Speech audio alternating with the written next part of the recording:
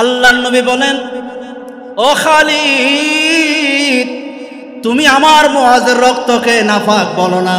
আমার মুআজ আল্লাহর কাছে এমন করে তওবা করেছে, আমার আল্লাহ ওনার তওবা এমন ভাবে কবুল করেছে, মদিনাবাসীদের মাঝে যদি ওনার তওবা পাক করে দেওয়া হয়, তারপর ওনার তওবা দাম বেশি হয়ে যাবে। উনি এত বড় দামি সাহাবী, উনি তওবা করেছেন, ওনাকে তুমি নাফাক রক্ত বলো না।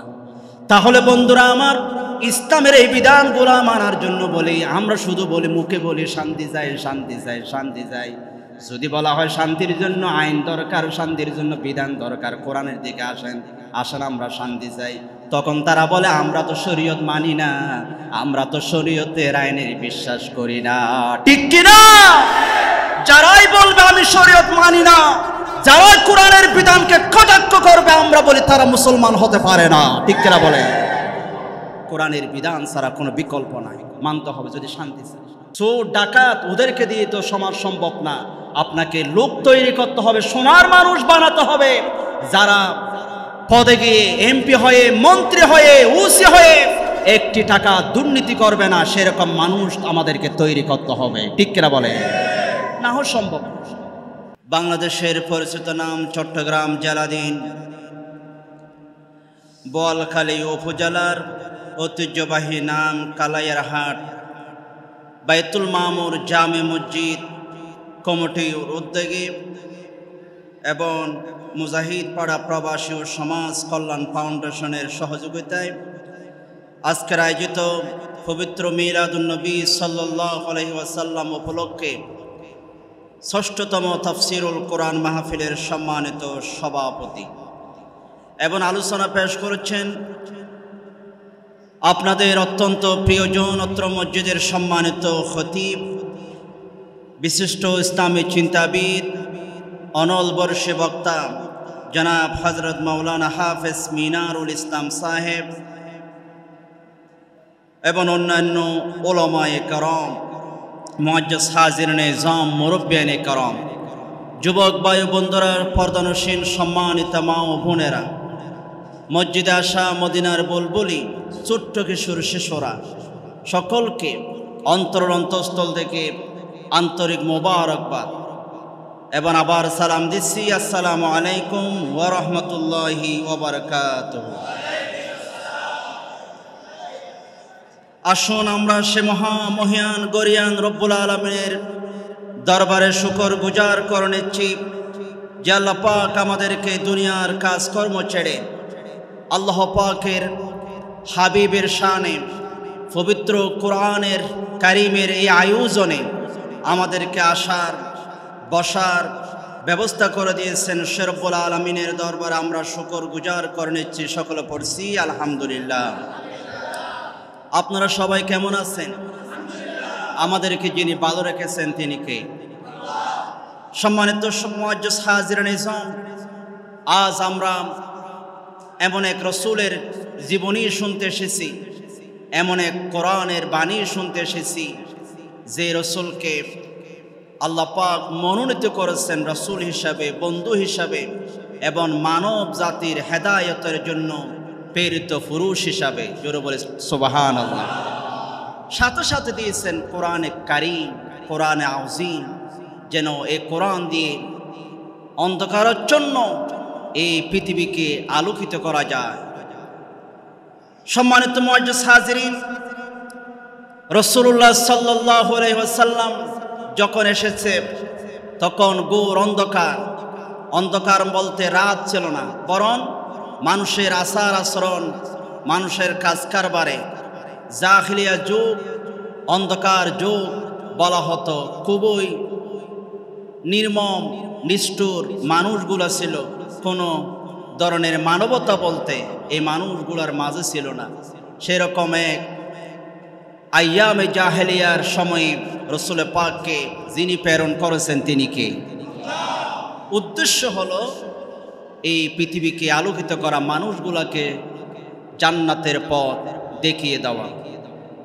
রসুল পাক এসেছেন সংস্কার করার জন্য। আজকে আমরা সংস্কার করতে চাই। কত কমিশন আমরা গঠন করেছি, কিন্তু রসুল পাককে আল্লাহ পাক পাঠিয়েছেন পৃথিবীতে সংস্কার করার জন্য। এই জন্য আজকে আমার আলোচনার বিষয় হচ্ছে সমাজ সংস্কারে রাসূলুল্লাহ সাল্লাল্লাহু আলাইহি ওয়াসাল্লামের অবদান। শান্তির সমাজ প্রতিষ্ঠায় রাসূল পাক কি কি অবদান রেখেছেন, কিভাবে সম্ভব হয়েছে আজকের এই অশান্ত বিশ্বে। আজ এই কঠিন পরিস্থিতিতে আমরা যদি শান্তি প্রতিষ্ঠা করতে চাই, রাসূল পাকের আদর্শের কোনো বিকল্প নাই, ঠিক কিনা বলেন? এই জন্য আল্লাহ পাক নবী রাসূলকে কেন পাঠিয়েছেন, কি জন্য পাঠিয়েছেন? আল্লাহ রাব্বুল আলামিন কোরআনে কারীমের সূরা হাদীদের 25 নম্বর আয়াতে আল্লাহ তাআলা কত চমৎকার করে বলেছেন কেন পাঠালাম। লাকাদ আরসালনা রুসুলানা বিল বায়িনাত ওয়া আনজালনা মাআহুমুল কিতাবা ওয়াল মিজান লিয়াকুমান নাসু বিল কিসত। জোরে বলে আল্লাহু আকবার। আল্লাহ রাব্বুল আলামিন বলেন ওয়া লাকাদ আরসালনা রুসুলানা, আমি যুগে যুগে যত নবী প্রেরণ করেছি এবং আমার নবীকে প্রেরণ করেছি সর্বশেষ নবী হিসাবে। আমার একটাই টার্গেট, আমার নবীকে প্রেরণ করার উদ্দেশ্য হলো দুইটা জিনিস নবীদেরকে আমি দিয়েছি। এক নম্বর হলো বাইয়িনাত, মুজিজা। প্রত্যেক নবীদেরকে আল্লাহ পাক মুজিজা দিয়েছেন, ঠিক কিনা বলেন? প্রমাণ দিয়েছেন, তুমি যে নবী প্রমাণ দাও, মুজিজা দিয়েছেন। ওয়া আনজালনা মাআহুমুল কিতাব, এবং সাথে সাথে আল্লাহ পাক একটি কিতাব দিয়েছেন, বাণী দিয়েছেন, ওহী গ্রন্থ দিয়েছেন, যেন মানুষকে সেই কিতাব অনুযায়ী পথের দিশা দেওয়া যায়। এবং ওয়াল মিজান, সত্য মিথ্যার মানদণ্ড দিয়েছেন। উদ্দেশ্য হলো লিয়াকুমান নাসু বিল কিসত, যেন মানুষের মাঝে ইনসাফ প্রতিষ্ঠা করা যায়। সুবহানাল্লাহ। এটা হচ্ছে মোটামুটি নবিয়ায়ে কেরাম আসার কারণ, উদ্দেশ্য। তাদেরকে এই লক্ষ্যে দুনিয়ায় প্রেরণ করা হয়েছে। আমার মুসলমান ভাইয়েরা, নবীদেরকে আল্লাহ পাক প্রেরণ করলেন, বাইয়িনাত দিয়েছেন, প্রমাণ দিয়েছেন। আমার নবীজি এমন এক সময় এসেছেন, অন্ধকার সময়, আইয়ামে জাহিলিয়া যুগ বলা হয়, দ্য এজ অফ ইগনোরেন্স। ইতিহাসের ভাষায় এটাকে অন্ধকার যুগ বলা হয়। কোনো ধরনের ন্যায় বিচার ছিল না। জোর মাইট ইজ রাইট, জোর যার মূল্য, তার যা মন চায় তা করতো, কোনো বিচার ছিল না।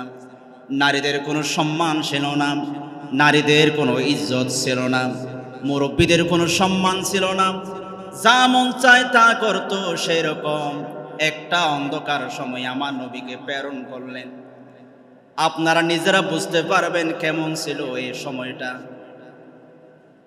হযরত মূসা আলাইহিস সালাম মাত্র 30 দিনের জন্য তুর পর্বতে গিয়েছেন। ও আমার জাতি, তোমাদেরকে আমার ভাই হারুন দেখবে, তোমরা একটু আল্লাহকে মানিও, আমি একটু যাচ্ছি আল্লাহর সাথে কথা বলতে। 30 দিন আসবো।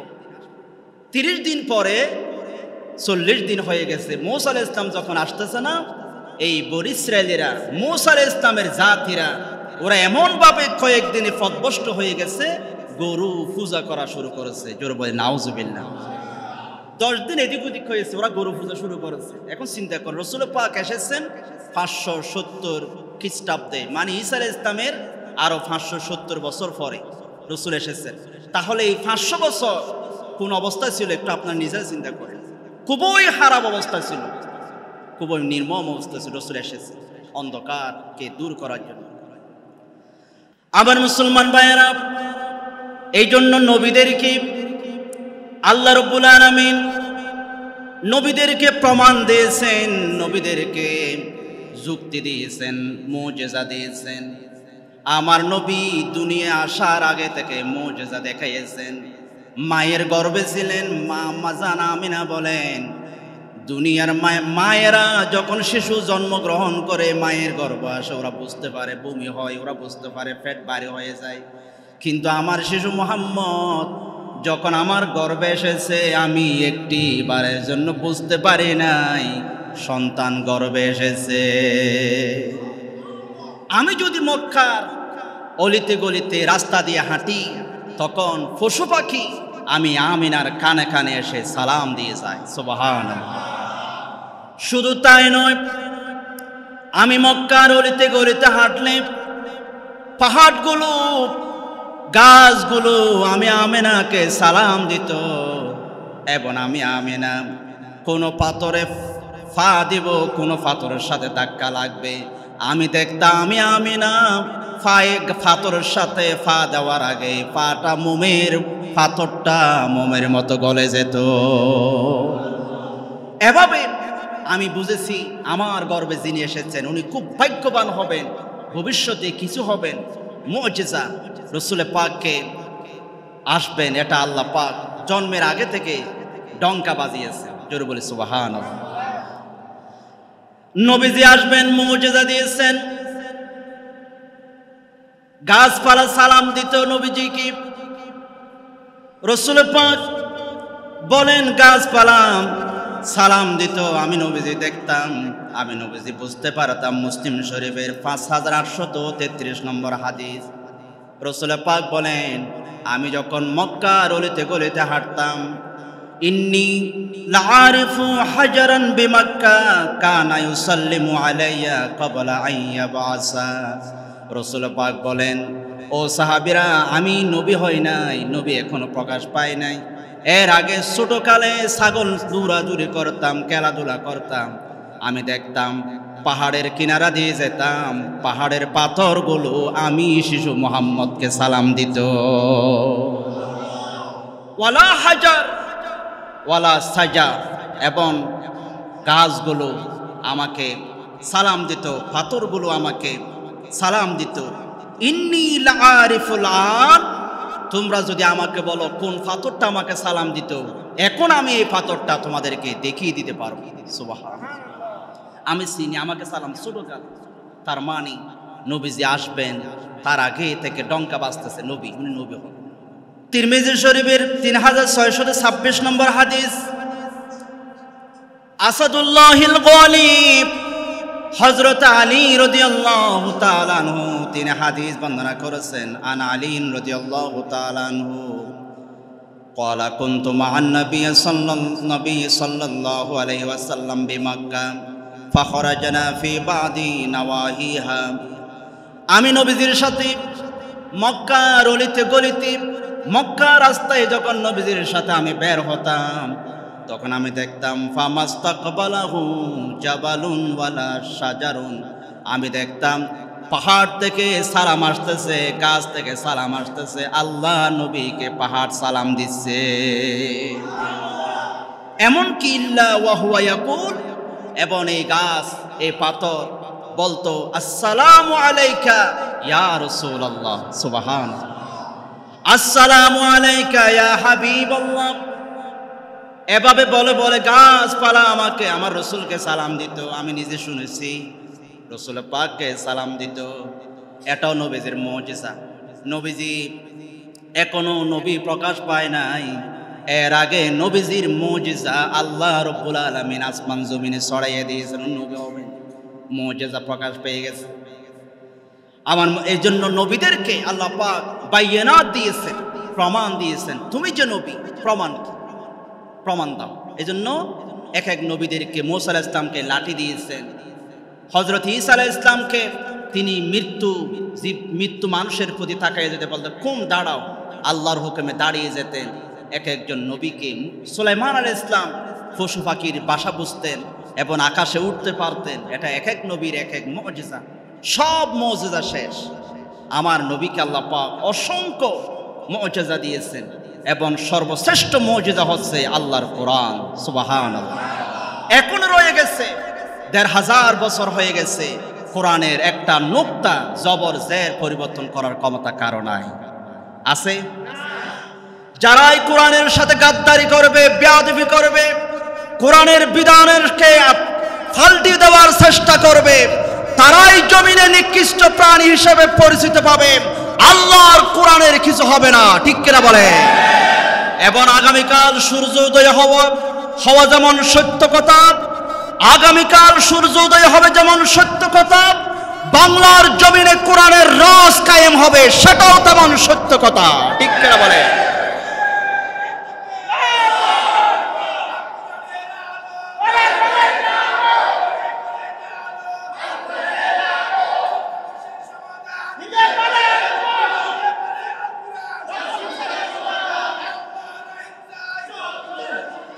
বন্ধুরা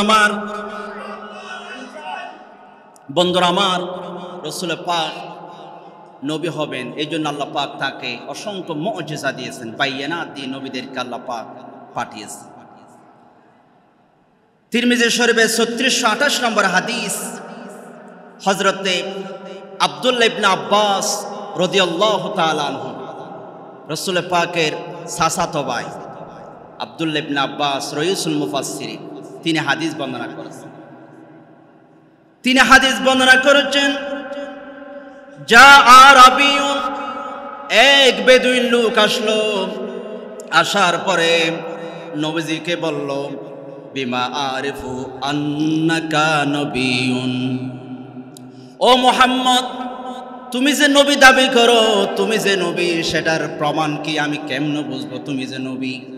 গ্রাম্য লোক, ভদ্রতা জানা না, হুজুরকে এসে বলে, এ হুজুর এইদিকে ভদ্রতা। নবী আগমনের টার্গেট, কেন এসেছেন রবিউল আউয়াল মাসে নবীজি, এই টার্গেটটা বলেন। আল্লাহ রাব্বুল আলামিন বলেন, হুয়াল্লাযী আরসালা রাসূলাহু বিল হুদা ওয়া দীনিল হক লিইয়ুযহিরাহু আলাদ দীনি কুল্লিহি ওয়ালাউ কারিহাল মুশরিকুন। জোরে বলি আল্লাহু আকবার। আল্লাহ পাক বলেন, আমি আমার বন্ধুকে জমিনে প্রেরণ করলাম, আমার বন্ধুকে প্রেরণ করার একটাই উদ্দেশ্য, সমস্ত প্রান্ত মতবাদের উপরে আল্লাহর দ্বীনকে বিজয়ী করবে, এই জন্য আমি আমার বন্ধুকে প্রেরণ করেছি। আমরা রবিউল আউয়াল মাস আসলে শুধু নবীর জন্ম নিয়ে কথা বলি, অথচ একটিবার বলে না নবীজির আগমনের টার্গেট কি, ভিশন কি, মিশন কি। নবী আগমনের মিশন ছিল শুধুমাত্র মিষ্টি খাওয়ার, বিরিয়ানি খাওয়া নয়। এই জমিনে রক্ত দিয়েছেন, উহুদের প্রান্তরে তায়েফে রক্ত দিয়েছেন, একটাই টার্গেট ছিল, আল্লাহর জমিনে আল্লাহর দ্বীন কায়েম করা। বিপদে পড়ে গেছে, আমরা সবাই মিলে আল্লাহকে ঠেলে ঠুলে বিপদ থেকে উদ্ধার করব, এরকম নাকি? জোরে বলেন। আল্লাহ বলেন, আনসারুল্লাহ, তোমরা আনসারুল্লাহ হয়ে যাও, আল্লাহর সাহায্যকারী হয়ে যাও। তার জবাব হলো, আল্লাহর দ্বীন কায়েমের জন্য তোমরা দাঁড়িয়ে যাও। কুম ফানজির, তোমরা দাঁড়িয়ে যাও, আল্লাহর দ্বীনের জন্য তোমরা কাজ করো, আমি আল্লাহকে সাহায্য করা হয়ে যাবে।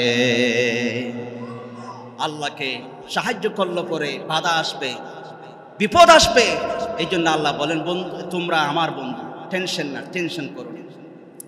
আল্লাহ রাব্বুল আলামিন বলেন, ইয়া আইয়ুহাল্লাযীনা আমানু ইন তানসুরুল্লাহা ইয়ানসুরকুম ওয়া ইউসাব্বিত আকদামাকুম।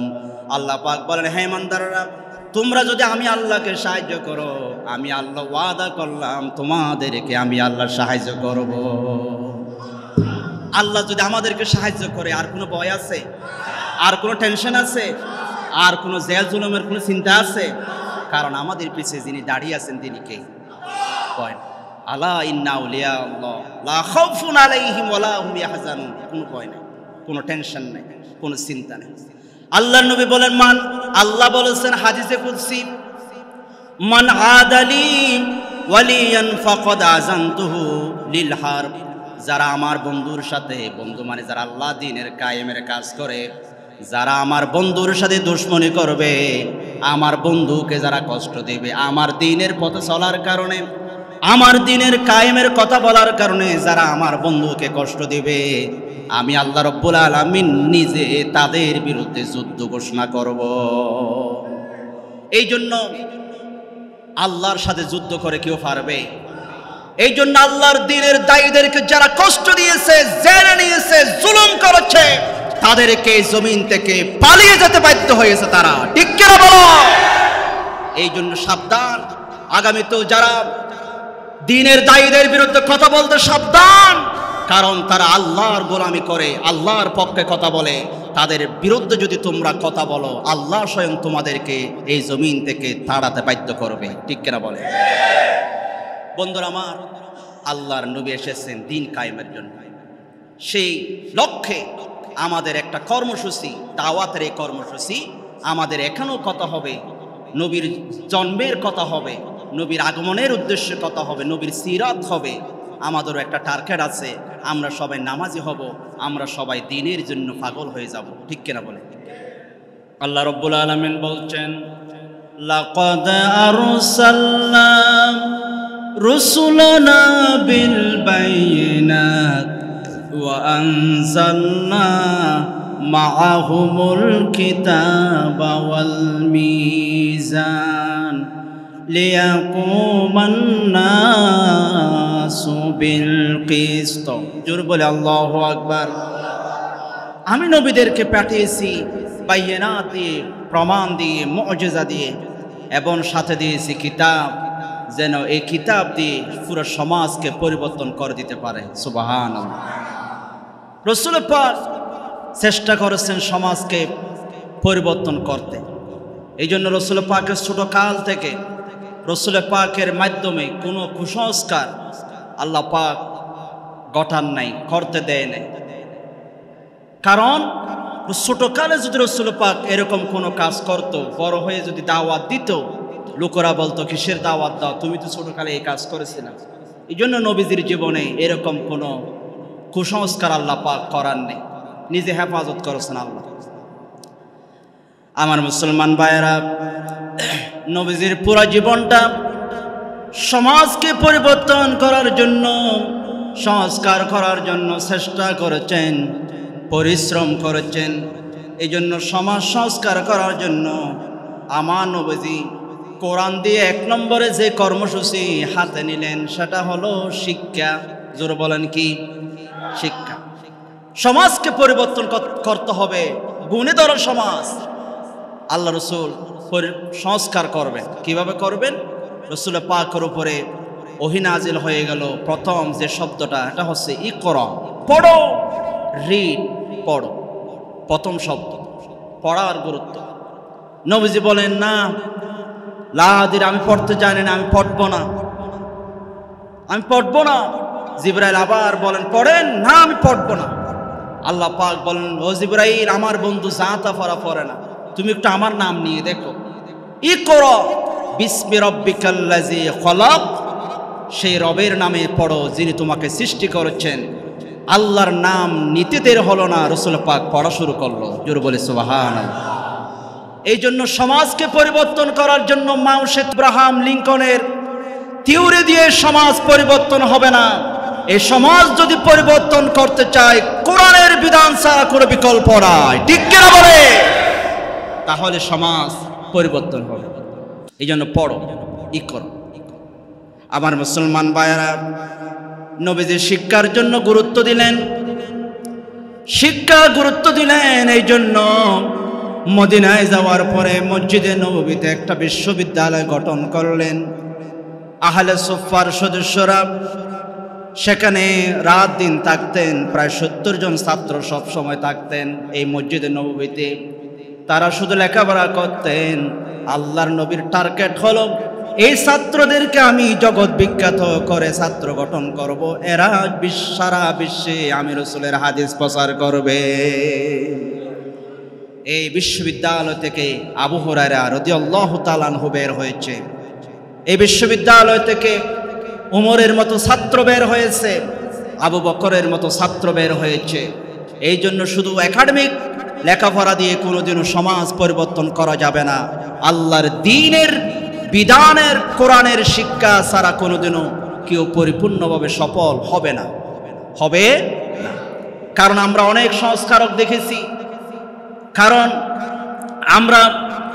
সংস্কারক দেখেছি, যুগে যুগে এক এক দেশে এক একজন সংস্কারক দাঁড়িয়ে গিয়েছেন, কিন্তু কেউ পরিপূর্ণ সফল হয় নাই। তাদের জীবনের এক একটা বল আছে, তারা সফল হতে পারে নাই। কিন্তু আমার নবী এমন এক সংস্কারক, আমার নবীর জন্ম থেকে ওফাত পর্যন্ত বলেন আমার নবীজির জীবনে সামান্যতম এক বিন্দু বরাবর কোনো ভুল, কোনো দোষ ছিল নাকি? আর চিল্লায়ে বলতে হবে আছে নাকি? তিনি এমন আদর্শ। এই জন্য আল্লাহ রাব্বুল আলামিন বলেন লাকাদ খলাক, আল্লাহ পাক বলেন লাকাদ কানা লাকুম ফি রাসূলিল্লাহি উসওয়াতুন হাসানা। আমার বন্ধুকে তোমরা আদর্শ মানো। দুনিয়ার কোনো কাউকে আদর্শ মানলে তুমি সফল হবে না, তুমি সার্থক হবে না। ও আমার বোয়ালকালীর মুসলমান, যারা মনে করেন আওয়ামী লীগ করে তারা বঙ্গবন্ধুকে আদর্শ মানে, কিন্তু তাদেরকে চ্যালেঞ্জ দেওয়া হলো 10,000 টাকা এই মুহূর্তে দিবে, কেউ একজন দাঁড়িয়ে বলো আমার আদর্শ যিনি বঙ্গবন্ধু, তার জীবনী তিনি জীবনে মিথ্যা বলে নাই, এরকম কোনো বলার মতো কোনো কর্মী আছে নাকি? আর আসতে বলেন, যারা শহীদ প্রেসিডেন্ট জিয়াউর রহমানকে আদর্শ মানে তারাও বলক তো দেখি, বুকে হাত রেখে বলক আমার নেতা কোনোদিন মিথ্যা বলে নাই, এরকম কেউ আছে নাকি? যারা মনে করেন ডাক্তার শফিক রহমানকে মানে তারও বলক তো দেখি আমাদের নেতা জীবনে মিথ্যা বলে নাই, এরকম কেউ বলার আছে নাকি? কিন্তু বন্ধু, আমরা দুনিয়ার কাউকে জীবনে তারা কোনো না কোনোভাবে মিথ্যা বলেছেন, ছোটকালে বলেছেন, বড় হয়ে বলেছেন, কিন্তু আমার নবীর আদর্শ এমন, আমার নবীর ছোটকাল থেকে বড়কাল জীবনে একটি বারের জন্য মিথ্যা বলে নাই। জোরে বলে আল্লাহু আকবার। সেই নবীকে মানতে হবে। যদি কাউকে আদর্শ মানতে চাও, সেই নবীর কোনো বিকল্প নেই। আই মুহাম্মদ কামলিওয়ালা, আই রে আমার বুকে আয়, আই মুহাম্মদ কামলিওয়ালা, আই রে আমার বুকে আয়। ডাকের তোর কৃত দাসে, ডাকের তোর কৃত দাসে, শান্তি দাও মোর কলিজায়, আয় মুহাম্মদ কামলিওয়ালা, আয় রে আমার বুকে আয়। ঠিক কিনা? তিনি আমার কলিজার টুকরা রসুল, তার জীবনে কোনো দোষ নাই, কোনো ত্রুটি নাই, জীবনে মিথ্যা বলে নাই। হাদিজা রসুল পাক হেরা গুহা থেকে এসে বলেন, ও হাদিজা আমার ভয় লাগতেছে, আমার বড় ভয় লাগতেছে, তুমি আমাকে কম্বল দাও। হাদিজা বললেন, ও মুহাম্মদ আপনি ভয় পাবেন না, আপনি ওয়াল্লাহি আপনি ভয় পাবেন না, আপনি চিন্তা করবেন না, আল্লাহ আপনাকে লা ইউহজিকাল্লাহু আবাদা, আল্লাহ আপনাকে অপমান করবেন না, অপদস্থ করবেন না, কারণ আপনি হলেন তাসদিকুল হাদিস। দিনে যা করেছে সাহাবীদেরকে বলছে তোমরা বলে দাও, কোনো কিছু গোপন রাখবা। আমার মুসলমান ভাইয়েরা, এই জন্য নবীজির সমাজ সংস্কারক, নবীজির কোনো কিছু গোপন নাই, সব কিছু প্রকাশ হয়ে গেছে, সব কিছু আমাদের সামনে ওপেন হাদিস হিসাবে এসেছে। নবীজি সমাজকে সংস্কার করার জন্য 15 বছর বয়সে আল বিদায়া ওয়ান নিহায়া কিতাবের ভিতরে এসেছে। 20 বছর বয়সে আল্লাহর নবী কুরাইশদের মধ্যে বনু কেনান এবং কাইস আইলানের মধ্যে যুদ্ধ চলতেছে, অনর্থক ফুজ্জারের যুদ্ধ চলতেছে, মারামারি চলতেছে, রক্তারক্তি চলতেছে। আল্লাহর নবী নিজে আব্দুল্লাহ ইবনে মাহজুম মুরব্বির ঘরে যেয়ে বললেন, আমরা এই রক্তারক্তি দেখতে চাই না, আসেন আমরা সবাই একই সমাজে শান্তি ভরে দিই। আল্লাহর নবী হিলফুল ফুজুল সংগঠন গঠন করলেন, উদ্দেশ্য হলো এই সমাজে শান্তি প্রতিষ্ঠা করা। ঠিক কিনা? নবীজি ছোটকাল থেকে সমাজে শান্তি প্রতিষ্ঠার জন্য কষ্ট করেছেন, পরিশ্রম করেছেন। আর বলকারীর যুবক আপনারা 15 বছর 20 বছর বয়সে হয়তো খেলাধুলা করেন, অথবা ইয়াবা টানেন, অথবা মাদকের সাথে জড়িয়ে যান, অথবা মা বাবার সাথে বেয়াদবি করেন। অথচ 20 বছর 15 বছর বয়সে 12 বছর বয়সে আমার নবী ব্যবসা করেছেন চাচার সাথে, 15 বছর বয়সে এরকম একটা সংগঠন গড়ে পুরা সমাজকে শান্তিতে আনার জন্য চেষ্টা করেছেন। ঠিক কিনা বলে? তোমাদেরকে এই কাজ করতে হবে, অনর্থ সময় নষ্ট করা যাবে না। 35 বছর বয়স কুরাইশরা কাবাঘর নির্মাণ করতেছে। কাবাঘরের হাজর আসওয়াদ পাথরটা খেয়ে রাখবে, এটা নিয়ে মারামারি। এক গোত্র বলে আমি, আর গোত্র বলে আমি, তরবারি নাও, যে পারে তারা হবে। একজন মুরব্বী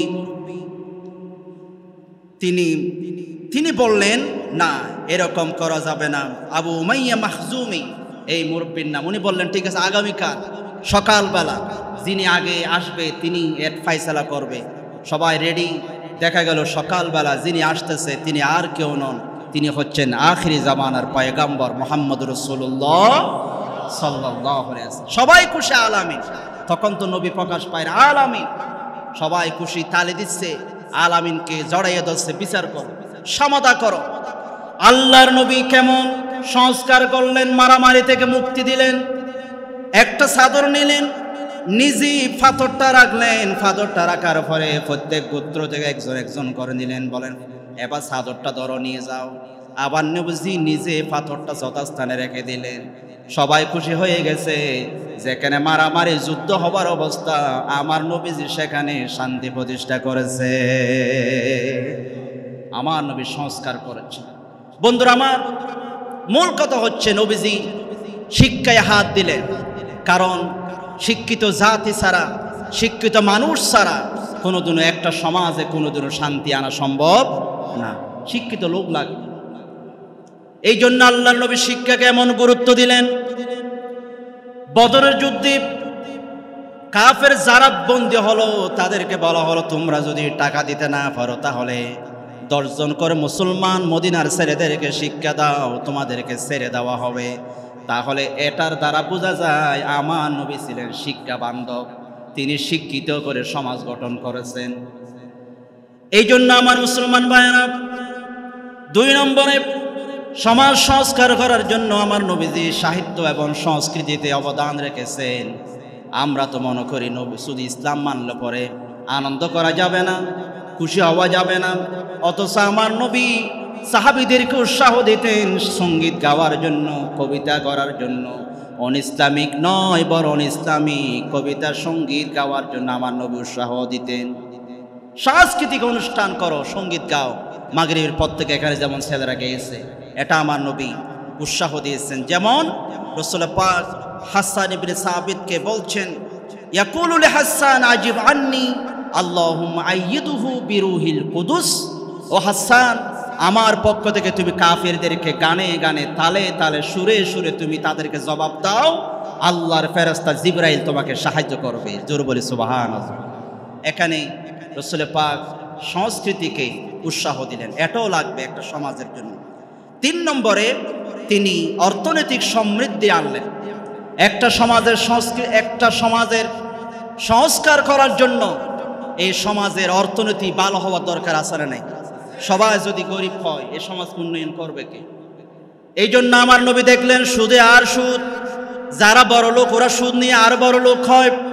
এই জন্য নবীজি কোরআন হাতে নিলেন, কোরআন থেকে পড়ে এই মানুষগুলাকে শোনালেন। মক্কার মানুষ, মদিনার মানুষকে শোনালেন, আহাল্লাল্লাহুল বাইয়া ওয়া হাররামার রিবা। সুদকে হারাম করা হলো, ব্যবসা তোমরা করো, ব্যবসায় বরকত, সুদ খাওয়া যাবে না।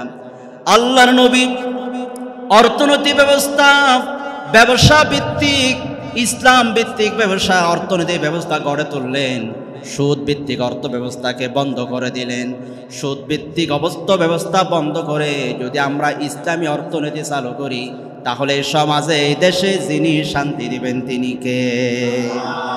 ইসলামী ব্যাংক মডেল, তারা যেমন ইসলামী ব্যাংক করে সুদ বাদ দিয়ে তারা যেমন ব্যবসা বাণিজ্য করে মানুষের আস্থা অর্জন করেছে, সারা দেশে যদি সবাই ঐক্যবদ্ধভাবে সুদকে বর্জন করে ইসলামকে গ্রহণ করে, তাহলে সমাজ অটোমেটিকভাবে শান্তি দিয়ে ভরে দিবেন যিনি তিনি কে? কারণ সুদ খেলে আল্লাহর গজব আসে। সুদের যারা খায় পেট মোটা হয়ে যায় এবং তাদের সম্পদগুলো ছেলেরা খেতে পারে না। তাফসীরে মারিফুল কোরআনে এসেছে সর্বোচ্চ 40 বছর থাকবে সুদি টাকাগুলো, সর্বোচ্চ 40 বছর কোনো না কোনোভাবে আপনার টাকাগুলো চলে যাবে, ছেলেরাও খেতে পারে। এই জন্য সুদি টাকা, সুদি ব্যবসা বাণিজ্য, সুদি টাকা লাগানো, 100 টাকা দিয়ে 1 সপ্তাহ পরে 120 টাকা নেওয়া, এরকম ব্যবসা করা যাবে? ও বোয়ালখালীবাসী, করা যাবে? আমাদের ব্যবসা হবে কর্জা হাসানা, 100 টাকা দিব, 1 সপ্তাহ পরে 100 টাকা নেব। আবার আমরা তো বাটফার, আমরা টাকা নিয়ে আমাদের মোবাইল বন্ধ করে দিই আর টাকা ফেরত দিই না, এরকম আছে না নাই? এরকমও করা যাবে না। আমরা সুদকে না বলবো, আমরা কর্জা হাসানা দিব, সকল বলে ইনশাআল্লাহ। 4 নম্বরে রাসূল পাক সমাজ সংস্কার করার জন্য আমি আপনাদেরকে প্রশ্ন করি, 40 বছর চেষ্টা করেছেন, কিন্তু মক্কার জমিনে পুরা শান্তি আমার নবী প্রতিষ্ঠা করতে পারেন নাই। পারছে? পারেন। আমার নবী যখন 40 বছর বয়সের পরে যখন কোরআন হাতে নিলেন, কোরআন মদিনায় যাওয়ার পরে চিন্তা করলেন, এভাবে আমি শুধু বললে হবে না, আমাকে মঞ্চে উঠতে হবে, রাষ্ট্রপ্রধান হতে হবে। জনাব ডাক্তার আবু নাসের যেমন বললেন, ক্ষমতায় যাওয়া লাগবে। আমার নবী বললেন, আমি যদি শুধু ওয়াজ করি, আমি মুসলিউদ্দিন ফারুকি, আমি যদি আপনাদেরকে ওয়াজ করি, সুদ খাবেন না, নামাজ পড়বেন, সকালবেলা সবাই হাত তুলবেন, কিন্তু ফজরে দেখা যাবে 10 জন 20 জন, কেউ কথা শুনে না। এত ওয়াজ কোথায় গেল? সবাই তো হাত তুলেছিলেন, কাজ হয় না। কিন্তু বন্ধু, আপনাদের বোয়ালখালীর এদিকে মনে করেন সেনাবাহিনী আছে, অথবা আপনাদের বোয়ালখালীর ওসি আছে, তিনি যদি এখানে এসে বলে, আমি আপনাদের ওসি, আমি সেনা এই ক্যাম্পের প্রধান, আমি বলে দিলাম আগামীকাল সকালবেলা ফজরের নামাজে যদি আপনাদেরকে পাওয়া না যায়, যদি পাওয়া না যায় আপনাদেরকে গ্রেপ্তার করে 3 দিন জেল দেওয়া হবে, তাহলে বলুন তো বন্ধু, আগামীকাল ফজরে এখানে মসজিদে জায়গা থাকবে নাকি? আমি ওয়াজ করলে কাজ হয় না, প্রশাসন বললে কাজ হয়। এই জন্য বন্ধু, ইসলামের বিধানগুলা মানার জন্য শুধু ওয়াজ করলে হবে না, প্রশাসনের রন্ধ্রে রন্ধ্রে পদে পদে ইসলামী মাইন্ডের মানুষ দরকার আছে না? আরো চিল্লে বলে আছে না? এভাবে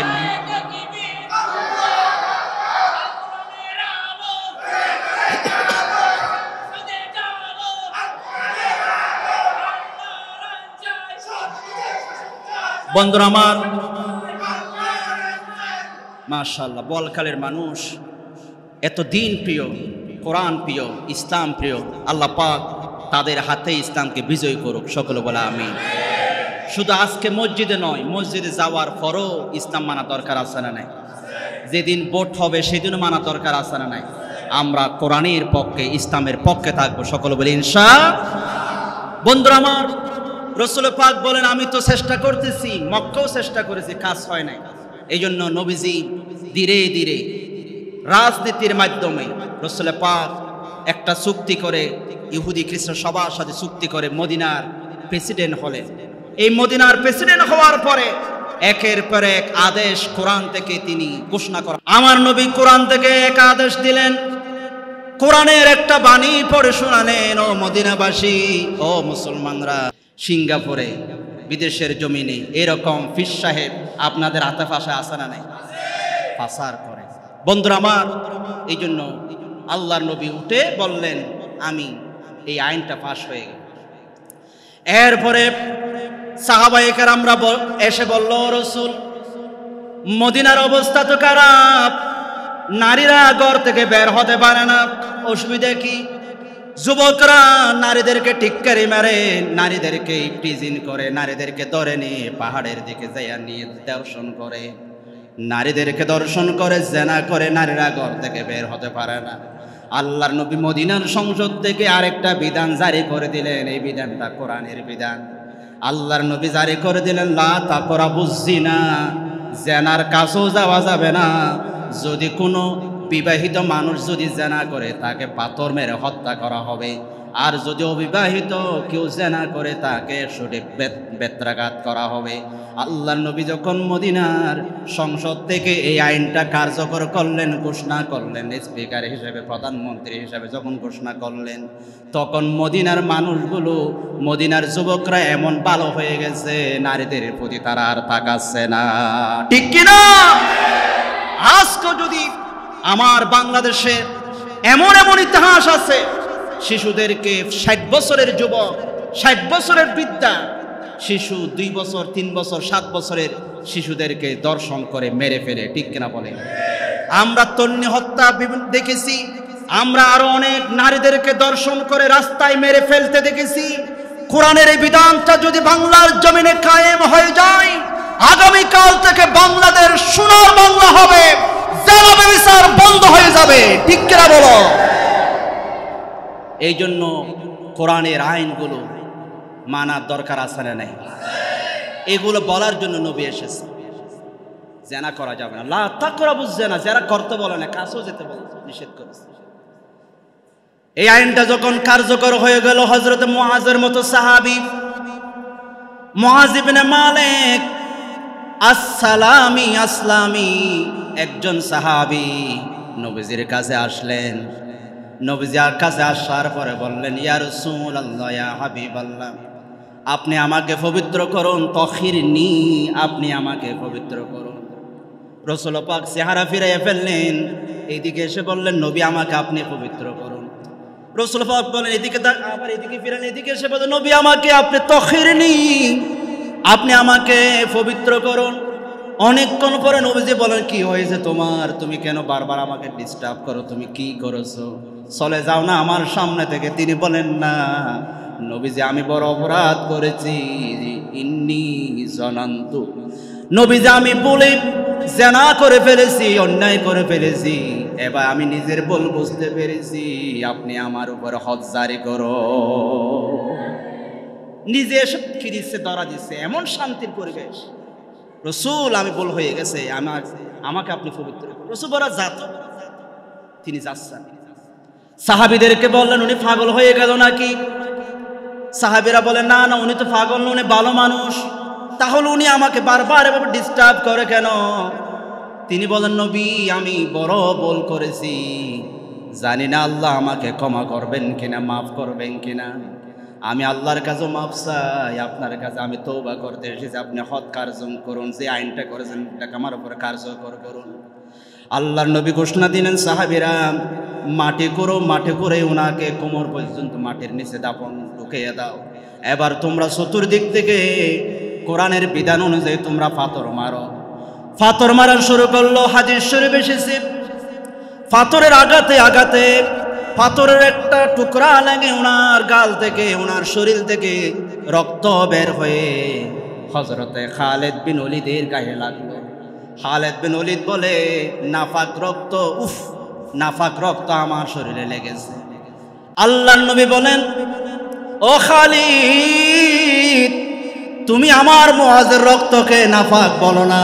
আমার মুআজ আল্লাহর কাছে এমন করে তওবা করেছে, আমার আল্লাহ ওনার তওবা এমন ভাবে কবুল করেছে, মদিনাবাসীদের মাঝে যদি ওনার তওবা ভাগ করে দেওয়া হয়, তারপর ওনার তওবা দাম বেশি হয়ে যাবে। উনি এত বড় দামি সাহাবী, উনি তওবা করেছেন, ওনাকে তুমি নাফাক রক্ত বলো না। তাহলে বন্ধুরা আমার, ইসলামের এই বিধানগুলো মানার জন্য বলি, আমরা শুধু বলি, মুখে বলি শান্তি চাই, শান্তি চাই, শান্তি চাই। যদি বলা হয় শান্তির জন্য আইন দরকার, শান্তির জন্য বিধান দরকার, কোরআনের দিকে আসেন, আমরা শান্তি চাই, তখন তারা বলে আমরা তো শরীয়ত মানি না, আমরা তো শরীয়তের আইনের বিশ্বাস করি না, ঠিক কিনা?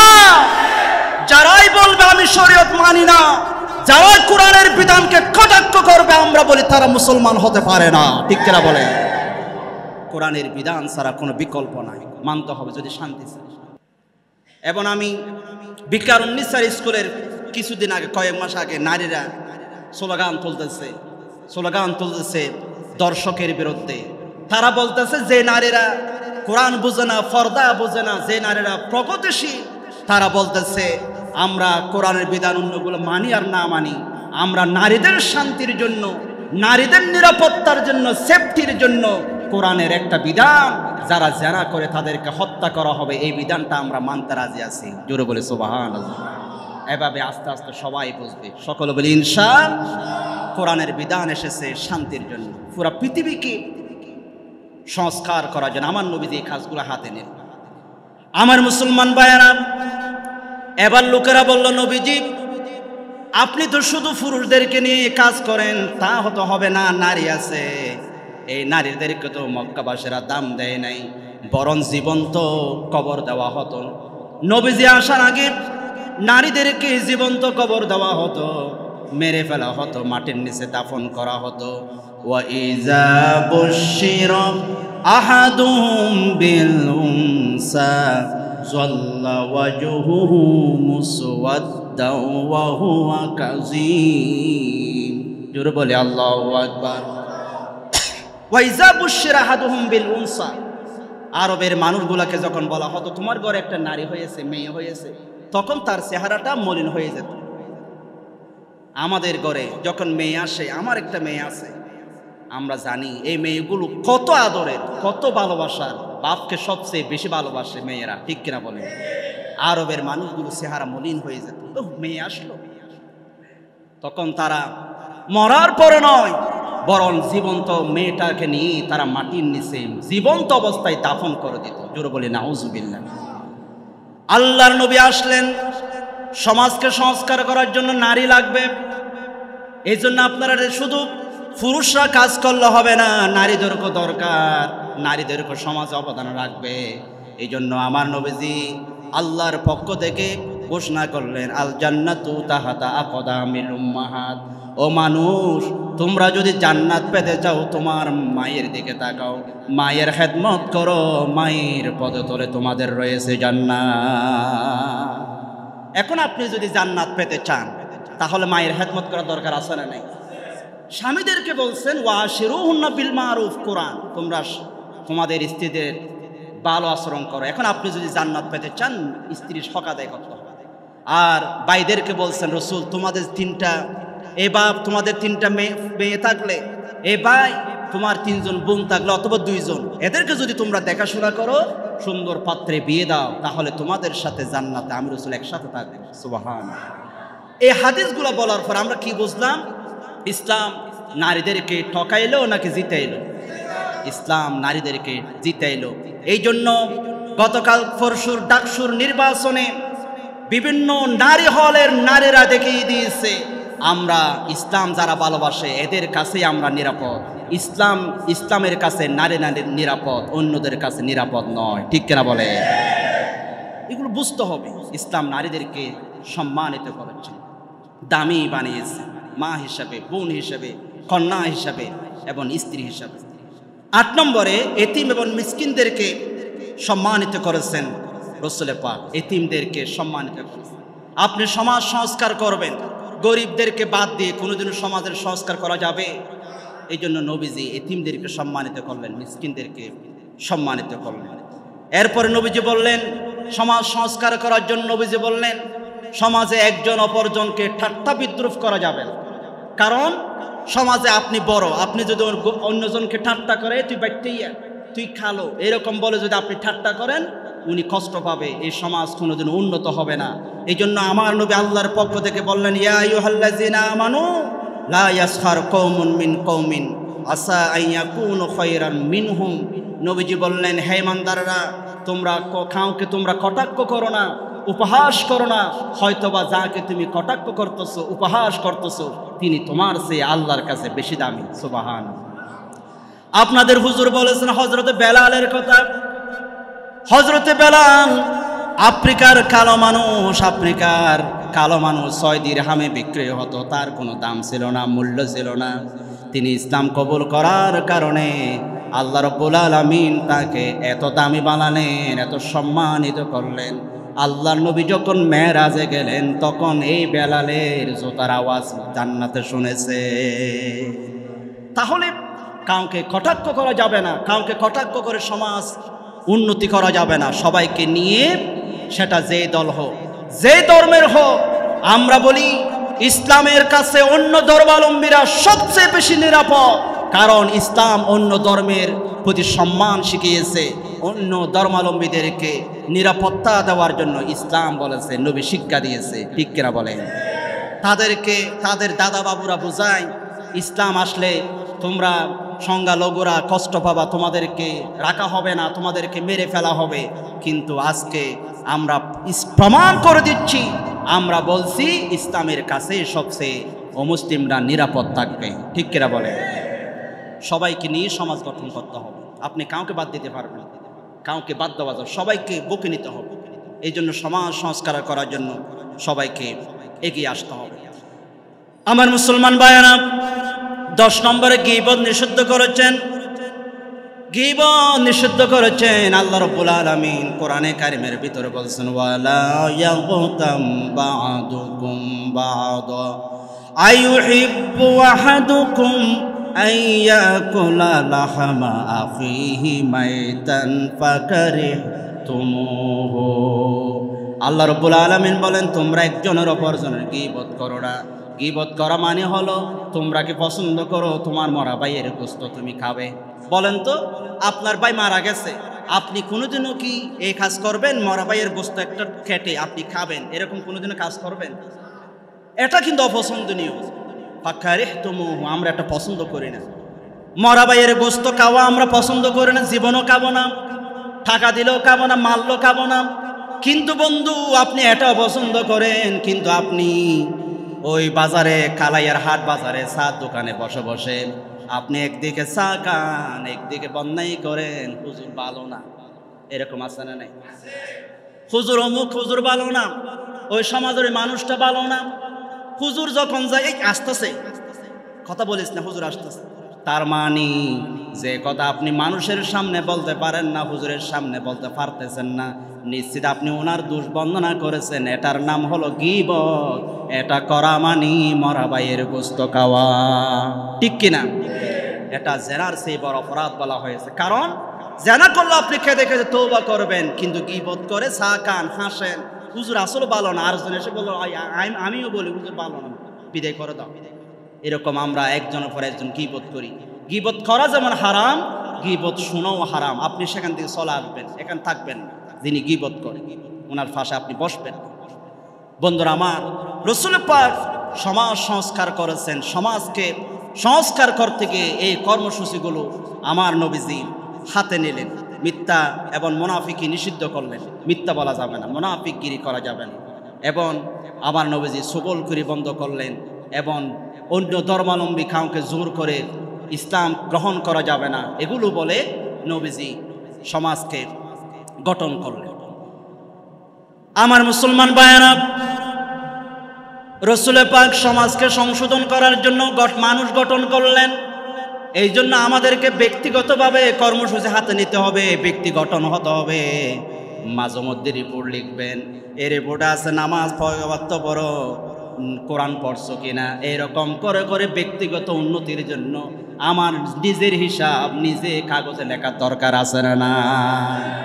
ব্যক্তিগত হিসাব মানুষ গঠন করতে হবে। সোনার মানুষ, আপনি বলেন আমি এই করব এই করব, কোরআনের সমাজ গঠন করব। যারা আছে চোর ডাকাত, ওদেরকে দিয়ে তো সমাজ সম্ভব না। আপনাকে লোক তৈরি করতে হবে, সোনার মানুষ বানাতে হবে। যারা পদে গিয়ে এমপি হয়ে, মন্ত্রী হয়ে, ওসি হয়ে একটি টাকা দুর্নীতি করবে না, সেরকম মানুষ আমাদেরকে তৈরি করতে হবে, ঠিক কিনা বলে? না হয় সম্ভব। রাসূল পাক মসজিদে নববীতে বিশ্ববিদ্যালয় গঠন করলেন, মানুষ তৈরি করলেন। আবু হুরায়রার মতো মানুষ, তিনি তাকে তো গভর্নর করেছেন। আবু হুরায়রা রাদিয়াল্লাহু তাআলা আনহু, তিনি কেমন ছিলেন? হযরত আবু হুরায়রা রাদিয়াল্লাহু তাআলা আনহু, তিনি রাসূল পাকের প্রিয় সাহাবী ছিলেন। রাসূল পাকের সাথে তিনি পড়ে থাকতেন। মসজিদে নববীতে তিনি ঘুমাতেন, মসজিদে নববীতে তিনি রাত যাপন করতেন, দিনে থাকতেন, নবীজির কথা শুনতেন। নাই ঘর নাই বাড়ি। অল্প 6 হিজরিতে তিনি ইসলাম কবুল করেছেন। মাত্র নবীজির সাথে 3 বছর ছিলেন। এই সময়ের মধ্যে এত দক্ষ হয়ে উঠলেন, তিনি সর্বশ্রেষ্ঠ হাদিস বর্ণনাকারী। 5374টি হাদিস তিনি বর্ণনা করেছেন। জোরে বলে সুবহানাল্লাহ। তিনি মসজিদ নববীর ছাত্র হযরত আবু হুরায়রা, জোরে বলে রাদিয়াল্লাহু তাআলা। তিনি খিদার যন্ত্রণায় আর পারে না, খিদা লেগেছে। মসজিদে নববীতে কেউ দিলে খায়, না হয় বসে থাকে। তিনি বলেন, আমি নামাজ পড়ে বেরিয়ে গেলাম রাস্তায়। ওয়ালাকাদ কাআতু ইয়াওমান আলা তরিকিহি, আমি রাস্তায় একদিন বসে পড়লাম, গড়াগড়ি দিতে শুরু করলাম। ক্ষুধার যন্ত্রণা আমি সহ্য করতে পারি না। আমার নিকট দিয়ে গেল আবু বকর। আমি আবু বকরকে বললাম, আসসালামু আলাইকুম। আবু বকর ওয়ালাইকুমুস সালাম বলে চলে গেছে, কোনো কিছু জিজ্ঞেস করলো না। আবু হুরায়রার টার্গেট হলো আবু বকর জিজ্ঞেস করবে আবু হুরায়রা কেমন আছো, ভাত খাইছো কিনা, কিন্তু না, জিজ্ঞেস করো। হযরত উমর আসলো, সালাম দিলাম, জবাব দিয়ে আমার নিস্তব্ধে চলে গেছে, জিজ্ঞেস করলো না। এরপরে সুম্মা মাররাবি আবুল কাসিম, জুড়ে বলে সাল্লাল্লাহু, আমার নিকট দিয়ে আবুল কাসেম, যাকে বলা হয় কাসেমের বাপ, মুহাম্মদ রাসূলুল্লাহ সাল্লাল্লাহু আলাইহি ওয়াসাল্লাম, তিনি আমার নিকট দিয়ে আসলেন। আসার পরে আমি যখন রাসূল পাককে সালাম দিলাম, ফাতাবাসসামা হিনা রাআনি ওয়া আরাফা মা ফি নফসি, আমার নবীজি আমাকে দেখে মুস্কে হাসলেন এবং আমার দিকে তাকালেন। আমার দিকে তাকাইয়া আমার অন্তরে কি আছে, আমার চেহারা কি বলতেছে, আমি যে কাইনে উপসে যন্ত্রণায় মরে যাচ্ছি, আমার নবী সেটা বুঝে ফেললেন। জোর বলি সুবহানাল্লাহ। এই জন্য বন্ধুরা, নেতা কেমন হতে হবে, কর্মীদের চেহারা দেখে নেতারকে বুঝে যেতে হবে এই কর্মী আমাকে কি বলতে চায়। এরকম গুণাবলী আমাদের দরকার আছে না নাই? রসুল পাক মুস্কি হাসেন, বুঝলেন খিদে লেগেছে না? হ্যাঁ রসুল, খিদে লেগেছে, কেউ তো ডাকতেছে। আল্লাহর নবী বলেন, চলো ইয়া বাহির, চলো। আবাহির বলে ডাক দিলেন। এখান থেকে শিক্ষা হলো, ওনার নাম তো আব্দুল্লাহ, আব্দুল্লাহ ওনার নাম, আব্দু উমর ওনার নাম, অথবা আবু হুরায়রা পুরো বলে নাই। আল্লাহ নবী আদর করে ইয়া আবাহির বললেন। এই গুরাইয়া, আমরা যেমন ছোট ছেলেদেরকে আদর করে, সোহাগ করে, নামের অর্ধেক করে আমরা ডাকি এ বাসাইয়া, ছোট করে, অথবা ওনার পুরা নাম ডাকি না, এদিকে আসো, এ ছোট এদিকে আসো। এটাও বড়রা যদি আদর করে ছোটদেরকে ডাকে, এটা জায়েজ আছে, ঠিক কিনা? রাসূল পাক আবু হুরায়রাকে ইয়া আবাহির, ও বিড়াল ছানা ছেলে, এদিকে বাপ, এদিকে আসো, ডাকলেন। আমি বললাম লাব্বাইক। তাহলে মুরব্বীরা যদি ডাকে, সাথে সাথে ছোটদেরকে জবাব দিতে হবে। হাদিস থেকে আমাদের শিক্ষা, লাব্বাইক, হাজির, উপস্থিত আছি, কি বলবেন বলেন, স্যার বলেন, এরকম জবাব দেওয়া উচিত। আল্লাহ নবী বলেন, আবু হুরায়রা আসো, আমার ঘরে আসো, দেখি কি পাওয়া যায়। আবু হুরায়রা বলেন, আমাকে নিয়ে ঘরে গেলেন। ঘরে যাওয়ার পরে ফাওয়াজাদা লাবানান ফি কদাহিন। হযরত আবু হুরায়রা বলেন, আমরা যখন ঘরে গেলাম, দেখলাম ঘরের মধ্যে একটা পাত্র, একটা গ্লাস, সেখানে কিছু দুধ আছে। দুধগুলো রসুল পাকের স্ত্রীরা, আমাদের আম্মা জান রসুলের জন্য ডেকে রেখেছে। জোরে বলে সুবহানাল্লাহ। কিছু দুধ ফেলাম, এক গ্লাস দুধ ফেলাম। এখান থেকে কি শিক্ষা আছে? আমাদের কিছু শিক্ষার দরকার আছে না নাই? এখান থেকে শিক্ষা হলো, আমার মা বোনেরা, কালাইয়াহাটের মহিলারা শুনেন, আপনাদেরকে কেউ তো কিছু দিলি। রসুল পাক স্ত্রীকে জিজ্ঞেস করলেন, এগুলা কে দিয়েছে? স্ত্রীরা বললেন, পাশ থেকে একজন মহিলা, বাবি, আপনি রসুলের জন্য দিয়েছেন এক গ্লাস দুধ। এখানে শিক্ষা হলো, রসুল পাকের স্ত্রীরা তো তেমন বেশি খেতে পারে না। ওরা চাইলে যা দিস ওরা বলতে পারতো, যা আসা আমরা খেয়ে ফেলাই। রসুল সেখান থেকে কাগজ সুবিধা নাই, আমরা খেয়ে ফেলি। ওরা কিন্তু রসুলের জন্য রেখে দিয়েছেন, ওরা খায় নাই। এই জন্য মহিলারা, আপনারাও শিখেন, কেউ যদি বাহির থেকে কিছু দেয়, আপনারা নিজেরা খেয়ে ফেলিয়েন না, এগুলো আপনার স্বামীর জন্য রেখে দিয়েন, ঠিক কিনা বলেন? আপনার স্বামী আপনাদেরকে নিয়ে খাবে, মানে এই হাদিসের শিক্ষা বলতেছি। স্ত্রীরা চাইলে খেয়ে ফেলতে পারতেন, কিন্তু খায় নাই, ওরা রসুলের জন্য রেখে দিয়েছে, ডেকে রাখে। রসুল পাক বলেন, আবু হুরায়রা ফাইসিত, তোমার খিদে লাগছে? খিদে লাগছে রসুল, খুশি। রসুল পাক বলেন, ও আবু হুরায়রা, যাও যাও, মসজিদে নববীতে আহলে সুফফার যত সদস্য আছে, যারা মসজিদে নববীতে বসে আছে লেখাপড়া করতেছে, তাদেরকে ডেকে নিয়ে আসো। আবু হুরায়রা চেহারাটা মলিন হয়ে গেছে, চোখ দিয়ে জারে পানি পড়তেছে, বলে মনে মনে বলতেছে, আমি নিজের ক্ষুধা, এই দুধগুলা তো আমি খেতে পারবো না, আমি খেলে শেষ হয়ে যাবে। আবার রসুল সবাইকে ডাকতে বলেছে, তার মানে আমার কপালে আর দুধ নেই। তারপরে রসুল বলেছে, মানা দরকার আছে না নাই? সবাইকে নিয়ে আসলেন, আসেন আসেন আসেন, রসুল ডাকছে। সবাই দরজায় যাইয়া রসুল থেকে অনুমতি চাইলেন, রসুল আমরা ঢুকবো। এখান থেকে শিক্ষা হলো, কারো ঘরে গেলে আগে ঢোকার আগে অনুমতি নিতে হবে। কি নিতে হবে? অনুমতি নেবেন। আমাকে ঢুকবো, অনুমতি নেবেন। রসুল পাক অনুমতি দিলেন, দেওয়ার পরে বলেন বসো বসো বসো। এরপরে রসুল পাক হযরত আবু হুরায়রাকে বললেন খুস নাও ফাতিহিম, ও আবু হুরায়রা নাও, এবার যারা এসেছে মেহমান প্রত্যেককে দাও। এবার আবু হুরায়রা চেহারা মলিন হয়ে গেছে। যদি বলতো আবু হুরায়রা তুমি নাও, আগে তুমি একটু খাও তারপরে সবাইকে দাও, অন্তত একটা কিছু খেতে পারতাম। তার মানে ওদেরকে দিতে বলছে, মানে আমার কপালে আর কিছু নেই, কিছু নেই। তার মানে এক গ্লাস আসতে আসতে শেষ হয়ে যাবে। রসুলের ডান দিক থেকে শুরু করলেন। এখান থেকে শিক্ষা হলো আমাদের খাবার শুরু হবে ডান দিক থেকে। যখন সবাই বসবে, কেউ যখন খাবারগুলো বেড়ে দিবে, উনি দিবে ডান দিক থেকে। ঠিক কিনা বলেন? ডান দিক থেকে দিবে। ডান দিক থেকে দিলেন। দেওয়ার পর আবু হুরায়রা বলেন আমি একজনকে দিলাম, উনি খেলেন। আরেকজনকে দিলেন, উনি খেলো। আমি আবু হুরায়রা দেখেছি বুখারী শরীফের ৬৪৫২ নম্বর হাদিস সাক্ষী। আবু হুরায়রা বলেন একজন একজন করে কাছে, কিন্তু আল্লাহর কসম দুধ একটু পরিমাণ কমতেছে না। আরো জোরে বলো আল্লাহু আকবার। দুধ কমতেছে না। আমি ৭০ জন সাহাবীকে মেহমানকে খাওয়াতে খাওয়াতে এই পর্যন্ত রসুল খাওয়াইছি তো। আবু হুরায়রা এবার তুমি নাও। আবু হুরায়রা বলেন এবার আমি নিলাম। আমি নেওয়ার পরে খেলাম, পেট ভরে খেলাম। আর রসুল বললেন আরো খাও। আমি আবার খেলাম, পেট ভরে গেছে। আবার খেলাম, রসুল বলে আরো নাও। রসুল আবু হুরায়রা বলে মা আজিদু লাহু মাসলাকা, আমি এত বড় এত পেট ভরাইয়া খেলাম। লাহু মাসলাকা, মসলক মানে ফত। মসলক মানে কি?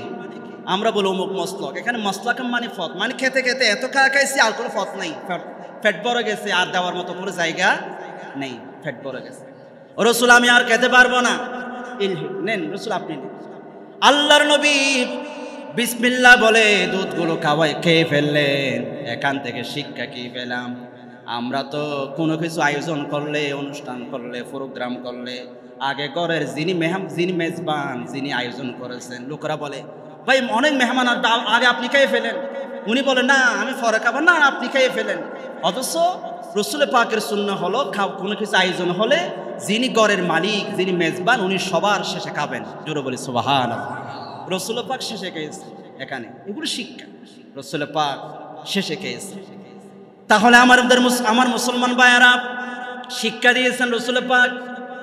এই জন্য একটা সমাজ সংস্কার করার জন্য কোরআনের শিক্ষা আমাদের দরকার। কোরআনের শিক্ষা দিয়ে একটা সমাজ, মদিনার সমাজকে যেমন সোনার সমাজ গঠন করেছেন, সোনার মানুষ তৈরি করেছেন, আমাদেরকে কর্মসূচি হাতে নিতে হবে। এই মিলাদুন নবী থেকে, রসুলের আদর্শ থেকে আমাদেরকে ব্যক্তিগতভাবে সোনার মানুষ হতে হবে, পরিবারকে সোনার মানুষ বানাতে হবে, এবং আমাদেরকে সোনার মানুষ তৈরি করে সোনার একটি সমাজ, সোনার একটি রাষ্ট্র আমাদেরকে গঠন করা লাগবে। ঠিক কিনা? সোনার একটি সমাজ, আদর্শ কল্যাণকর একটা সমাজ গঠন করার জন্য কারা কারা রাজি আছো? দুই হাত তুলে আমার আল্লাহকে দেখাইয়া দাও।